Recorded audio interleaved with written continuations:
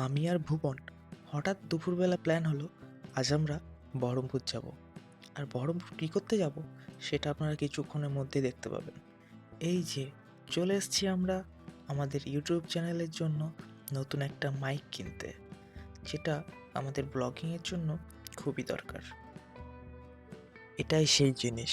জানিও কেমন হয়েছে। এবার বাড়ি ফেরার পালা। রামেন্দ্র সুন্দর ত্রিবেদী সেতু পার করে দেখা হয়ে গেল আমার এক বন্ধুর সাথে, মান্তু। এবার তিনজনে মিলে ঠিক হলো রাস্তায় কোথাও একটা চা খাবো।